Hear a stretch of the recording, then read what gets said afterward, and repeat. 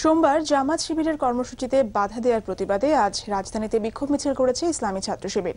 বিকেলে মালিবাগ থেকে মিছিল বের করে শিবির কর্মীরা। তবে মিছিলে পুলিশ বাধা দিলে সংঘর্ষ শুরু হয়। এ সময় মালিবাগ এলাকা থেকে বেশ কয়েকজনকে আটক করে পুলিশ। এদিকে সোমবারের সংঘর্ষের ঘটনায় এ পর্যন্ত মোট 4টি মামলা হয়েছে। রশিদ বাবুর রিপোর্ট।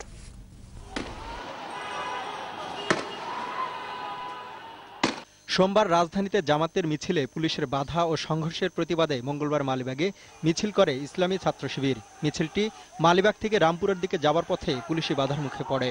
শুরু হয় ধাওয়া পাল্টা ধাওয়া।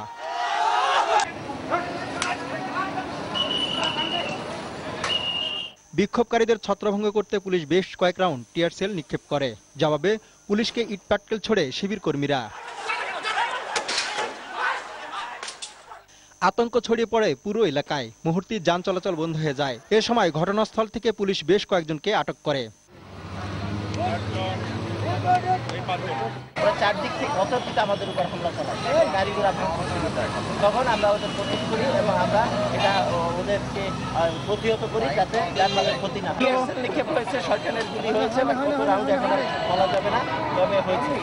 এদিকে সোমবার ঢাকায় জামাত পুলিশ সংঘর্ষের ঘটনায় এ পর্যন্ত মোট 4টি মামলা হয়েছে। প্রতিটি মামলায় নাম উল্লেখ করে 65 জন এবং অজ্ঞাত আরো 400 থেকে 500 জনকে আসামি করা হয়েছে। এর মধ্যে দ্রুত বিচার আইনে একটি এবং পুলিশের উপর হামলা ও গাড়ি পোড়ানোর ঘটনায় 3টি মামলা হয়েছে। 3টি মামলার বাদী পুলিশ আর একটি মামলা করেছেন ক্ষতিগ্রস্ত এক ব্যক্তি। রশিদ বাবু, দিগন্ত টেলিভিশন, ঢাকা।